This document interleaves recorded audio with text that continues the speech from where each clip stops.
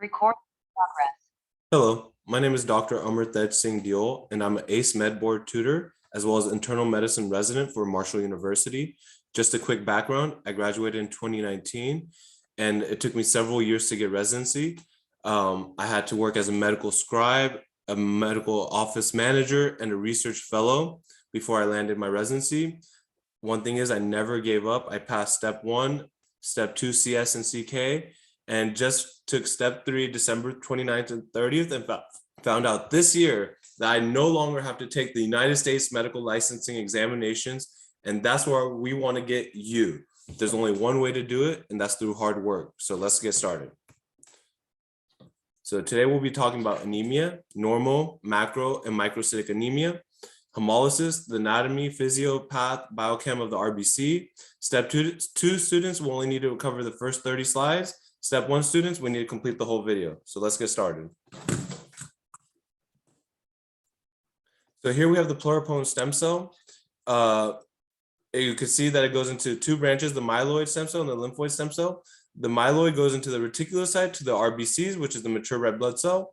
And that's what we'll be discussing today. But just for a complete sake, we'll go through megakaryocytes, which produce platelets. And then the granulocytes are the eosinophils, basophils, neutrophils. And then there's the monocytes that are in the blood and the macrophages that are in the tissue. And then on the other side, the lymphoid stem cells create the T lymphocytes and the B lymphocytes. So the red blood cell functions carry oxygen to tissues and CO2 to lungs. It's anucleate, meaning no nucleus, and lacks organelles. It's produced in the bone marrow. A mature human red blood cell is small, round, and biconcave with large surface area to volume ratio for rapid gas exchange. Hemoglobin is the protein inside the RBC. It is responsible for carrying the oxygen, and hemoglobin is one of the main things that we're going to be talking about and discussing for many of these anemias. So this is very important. Okay, lifespan is average of 120 days of the RBC and a healthy adult, and 60 to 90 days in a neonates. The source of energy for the RBC is glucose, and 90% is used in glycolysis, and the other 10% for HMP shunt. Food rich in iron help maintain a healthy RBC, as well as vitamins B2, B12, B3, folate. And the membranes contain chloride bicarb antiporters, which allow the RBCs to export bicarb and transport CO2 from the periphery to the lungs for elimination. So what is anemia? It's a reduction in circulating red blood cell mass, okay? And the red blood cells, like we said, they carry vast majority of oxygen within the blood, particularly the hemoglobin, which carries the oxygen in the blood. So any decrease in the RBC mass will lead to the patient having signs and symptoms of hypoxia, which are weakness, fatigue, dyspnea, pale conjunctiva and skin, headache and lightheadedness, and angina, especially with pre-existing coronary artery disease, and angina is chest pain. Okay, so but measuring the RBC mass is very difficult. So we use a surrogate. We use hemoglobin, we use hematocrit, and we use RBC count.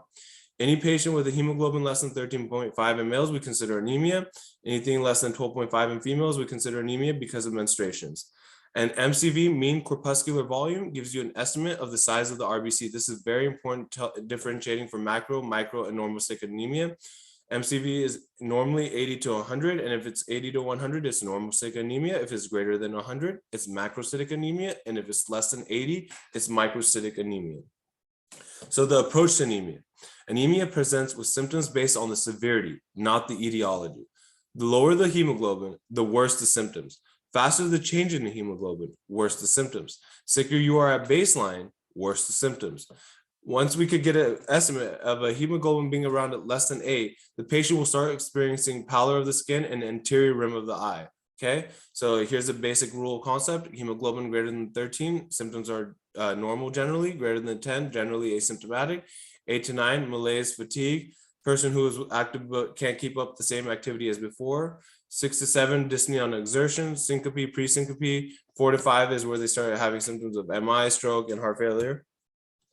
And here's what we were just talking about, change in hemoglobin over change in time. So if a patient has a large change in hemoglobin over a small time, this will make more symptoms. But for slow changes over a long time, this will allow the body to adapt and can have the patient being asymptomatic, even with extreme hemoglobins like 2 to 3.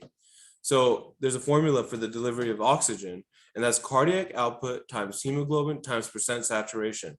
And For athletes, we know that their cardiac output is increased normally because of their exercise and hypertrophy of their heart, and their percent saturation is normally really well. So even a slight decrease in their hemoglobin, the patient will be asymptomatic. So they're going to have a major decrease in their hemoglobin in order for symptoms of hypoxemia to occur. For patients with CHF, MI, COPD, now they're in a different story. Their cardiac output is already decreased and their percent saturation is already decreased. So just a small drop in their hemoglobin will cause major symptoms in relativity to the athlete. So here is a really nice image of a breakdown of macro, micro, normocytic signs and symptoms of anemia. Patient comes in, we'll get a CBC, complete blood count, okay? If there's no change in the hemoglobin, that's not anemia. So we'll look for other causes. But if there is a change in hemoglobin, then we'll check for the MCV and the reticulocyte index. MCV less than 80 will go this way. It starts off, and we know it's microcytic anemia. The first thing we want to do is iron studies, and we'll get ferritin, serum iron, TIBC, and percent saturation. We'll discuss what all these mean. And this will determine if it's iron deficiency anemia, anemia of chronic inflammatory disease, thalassemia, or sideroblastic anemia. And going on to this side, if the MCV is greater than 100, it's macrocytic anemia. And we'll get a blood smear. A blood smear will show us the histology of a neutrophil, polymorphic neutrophil. And if it shows +5 lobes, that means there's impaired DNA synthesis. And that's a megaloblastic anemia. And that's either due to folate or B12 deficiency. And if the blood smear has less than 5 lobes, then it's non-megaloblastic anemia. And that's due to liver disease, alcohol, drugs, or metabolic syndromes. And if it's normocytic, then we'll either have hemolysis or hemorrhage. And there's markers that differentiate both of these. And we'll discuss those. So now, what is the reticulocyte count I was just talking about? It's underproduction versus destruction. So is the problem with the bone marrow producing, or is there an outside source destroying the cells? And this is what the reticulocyte index will help determine. If it's greater than 3%, that means that anemia is being produced from outside the bone marrow, and that's destruction anemia. That means the bone marrow is functioning normal. Think about it. If you have anemia, our bone marrow will try to compensate by ramping up the bone marrow and increasing the production, which will mean increased percent, because the normal reticular index count is about 1%. But if it's less than 2%, it's a production anemia, meaning there's a problem with the bone marrow and they're not producing enough reticulocytes to compensate for the anemia. So most of the time, microcytic and macrocytic anemias are production anemias and will have a low RI.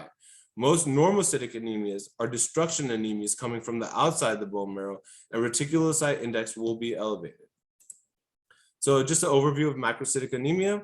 Why are the cells bigger than normal? Why does cell division occur one less time? That's what we have to ask ourselves. We know that the MCV is greater than 100, but why? So larger immature precursor cells called erythroblasts continually divide into smaller red blood cells until mature red blood cells are formed. In order for the cell to divide, they need the appropriate precursors.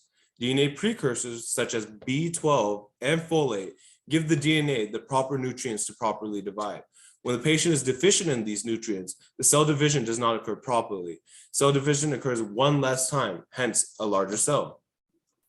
So here we can see the same chart we had, but just specific on macrocytic anemia. So we get a CBC, shows decreased hemoglobin, MCV greater, then we'll order MCV. If the MCV is greater than 100, we know it's macrocytic. If it's macrocytic, we want to do a blood smear, okay? We want to see how many lobes.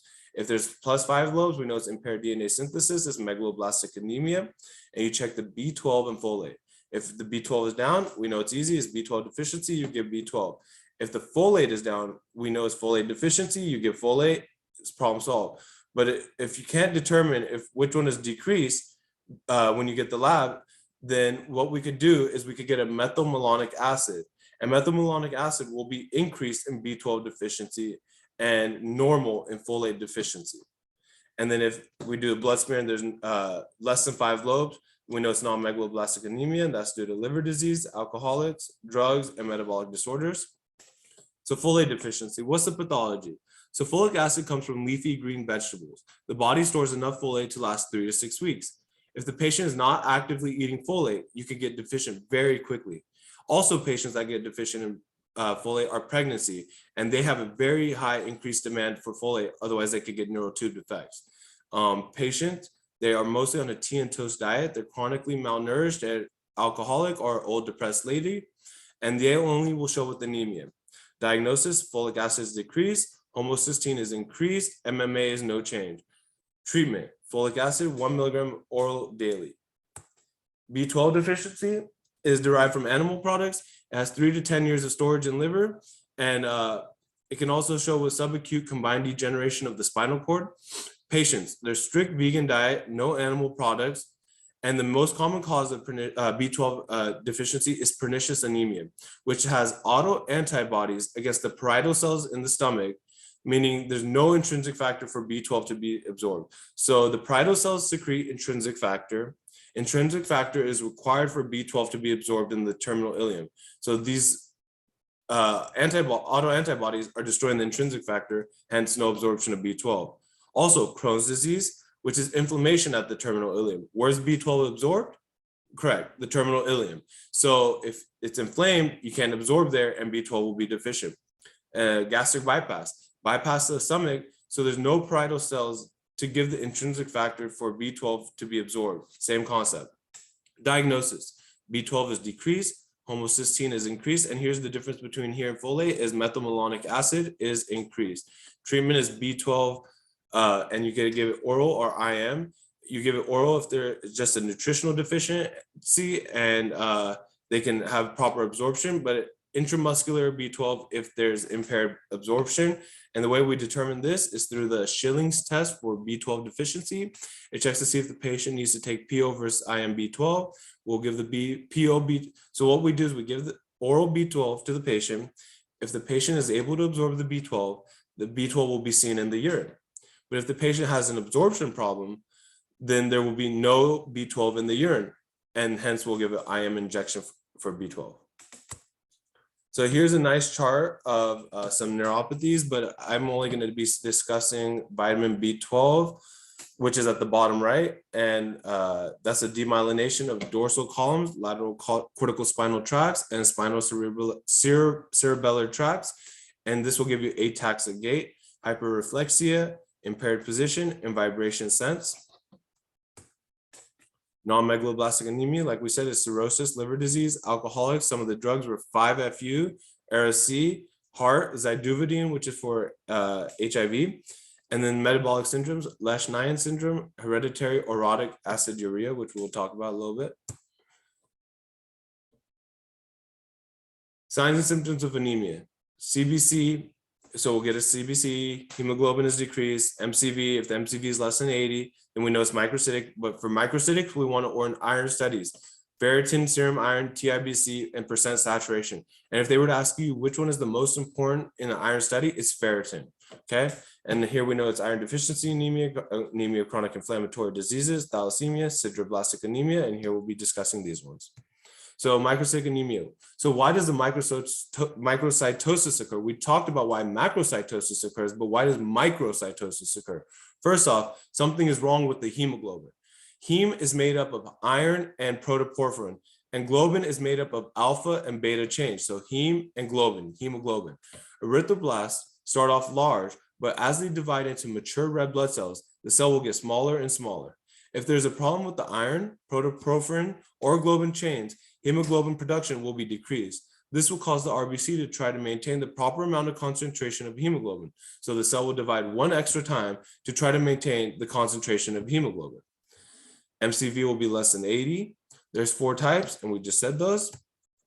Okay, now this is super important to getting the questions right because they're going to give arrows for this. So you have to make sure your arrows are, your understanding of this concept is solid. So the serum iron, it measures how much iron is in the blood, okay? The total iron binding capacity is how many total transferrins are in the blood. Transferrin are what carry the iron. Iron is very oxidative, okay? So it could cause a lot of damage if it's by itself. So once it enters the blood through the enterocytes from the gut, it needs to be picked up by transferrin and then transferred to the liver and bone macrophages for storage, okay? And there, once it's stored, we know it's ferritin in storage, okay? How much present is in the storage sites? And the percent saturation is how many transferrin are bound to iron. Normally, for every 3 transferrin, there's 1 iron. So that normal percent saturation is 33%. And a general rule is whenever ferritin decreases, TIBC will increase and vice versa. Iron deficiency anemia pathology is overall decreased iron, and the patient will be slow bleeders, a male greater than 50 years with a positive fecal occult blood test, female greater than 20 years with metromenoragia, okay? So diagnosis, iron studies, ferritin will be decreased, serum iron will be decreased, TIBC will be increased, and percent saturation will be decreased. Best test is bone marrow biopsy, but this is not usually done. And treatment is with iron 324 milligram, TID 3 times a day. One of the side effects for iron is constipation, so we'll give a stool softener. Here we have anemia of chronic inflammatory disease. Pathology is due to inflammation chronically or infection. When our body senses inflammation, it assumes it's an infection, and it actually shuts off iron, and it stores iron in our body so that microbes can't use it. Our body tries to protect the iron because iron is a very necessary source that bacteria need to thrive. And so it shuts off the ferritin. So patient, chronic disease, especially autoimmune disease like SLE, is asymptomatic anemia. The hemoglobin is usually greater than 8, but like I said, our body shuts off the ferritin, and this is what they use another molecule, acute phase reactant called hepcidin, which actually shuts it off. So shuts off the iron from coming into the body. So ferritin is increased. Serum iron is decreased because the body's still trying to use that one. TIBC is decreased because the ferritin is increased, and percent saturation is decreased. So the treatment, no treatment for anemia unless very severe. You could give EPO to help with red blood cell production, but you need to treat the underlying cause. Thalassemias. This is the production with the globin in hemoglobin, okay? So there's alpha and beta. There's thalassemia minor, which are asymptomatic, and major, which are transfusion dependent. Their diagnosis, ferritin is normal, iron is normal, TIBC is normal, percent saturation is normal. This is not a problem with the heme production. This is not a problem with iron. This is not a problem with protoporphyrin. This is a problem with globin. So it has nothing to do with the iron part. And so when we do hemoglobin electrophoresis, it'll show beta thalassemia. Treatment, minor, none, major transfusions every month, but you need to check for iron overload with the transfusions, and do not choose a phlebotomy for thalassemia. You choose deferoxamine. Alpha thalassemia versus beta thalassemia. So normal is HbA, which is alpha 2, beta 2, normal. But there's also small percents of HbA2, which is alpha 2 and delta 2. And as a neonate, we're born with fetal HbF, which is alpha 2, gamma 2, which comes from the mother. And that's actually protective for some thalassemias in the first few months of life. Alpha is on chromosome 6. Alpha has 4 genes, and they're on chromosome 16. The way I like to remember is 16 and 4 kind of go with each other. 4 divided by 4 times 4 is 16. 16 divided by 4 is 4. So whichever way you want to do it. But when a patient has 1 gene deleted, they're asymptomatic. If they have 2 genes deleted, they're mildly anemic. If there's 3 genes deleted, they're severely anemic. And if there's 4 genes deleted, then there's no life that could be, life is not stable, and they'll have hydrops fetalis.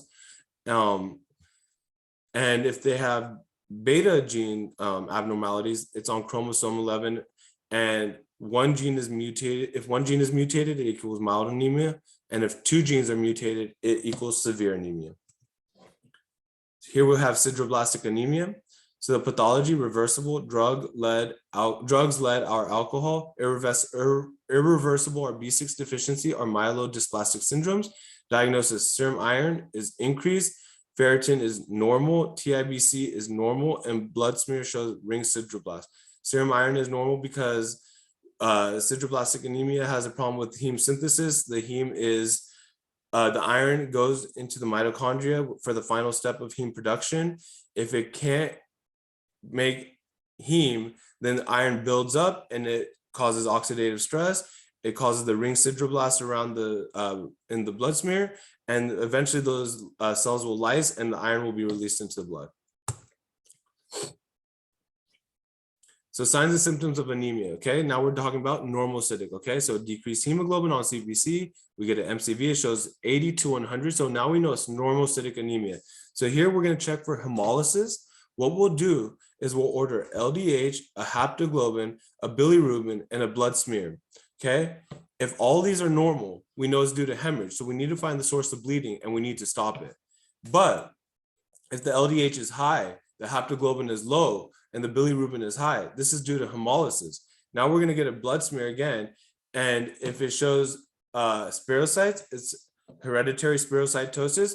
Also, another disease that could have that is immune-mediated hemolytic disease. Okay, so it's not just for hereditary spirocytosis. Okay, there we go. Autoimmune hemolytic anemia causes it as well. And G6PD deficiency, which has bite cells and Heinz bodies, and sickle cells will have sickled cells. Okay, so normocytic anemia, sickle cell disease. It's an autosomal recessive disease, hemoglobin SS, sickle cells. Anything that causes acidosis, dehydration, and hypoxemia will cause the cells to sickle. Sickle cells can't pass through microcirculation. So the patient, they'll show up with vaso-occlusive crisis because the sickle cells can't pass through microcirculation, and those will cause vaso-occlusions. You could get acute chest. It looks like an MI with CHF exasperations, acute brain, which is stroke-like symptoms. And for males, they could get priapisms. Diagnosis is first on blood smear, which will show sickled cells, and the best test is a hemoglobin electrophoresis, which will show hemoglobin SS. Treatment, hydroxyurea, which will increase hemoglobin F. IV fluids, oxygen, pain medications in acute attacks, and also blood transfusions in acute settings. G6PD deficiency, okay? It's an oxidative stress is normally repelled by healthy cells. When G6PD is deficient, oxidative stress can damage cells. G6PD produces NADPH. NADPH helps with oxidative stress. If you can't produce NADPH because of the G6PD deficiency, obviously our cells are more susceptible to damage.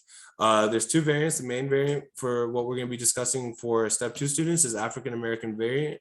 Male who took dapsone, TMP, SMX, or nitroferritonin, and then they had a acute reaction. The diagnosis is blood smear, which will show Heinz bodies and bite cells. The blood test shows or the best test you could just do now is get an enzyme level for G6PD, and don't get this during the attack. Get it 6 to 8 weeks after an attack though, because you won't be able to see who's deficient with G6PD because their cells will be hemolyzed at that point. Treatment is supportive and you avoid the stressor. Here's another one, hereditary spirocytosis. So pathology, the RBC membrane proteins, problem with the ankyrin, spectrin, and polydin. That means their tethering proteins are messed up and they're more susceptible to forming blebs on the cell. And then when the blebs are on the cells, it goes through the spleen. And when the spleen notices this, it removes this and it causes spirocytosis of the cell and also hemolysis through the spleen. So diagnosis is first with the blood smear, and the best test is osmotic fragility, which normal cells can accept free water and swell, but spirocytes will burst. The reason why is because they've been getting these bleb formations and the spleen has been trying to remove those, and these cells have become damaged over time and they're not as flexible as a normal biconcave cell. So treatment is with splenectomy. That does twofold. It stops the hemolysis and it stops the production of these cells, and you follow folate and B12 from the hemolysis. And here we'll talk about autoimmune hemolytic anemia. Remember, these also have the spirocytes, okay?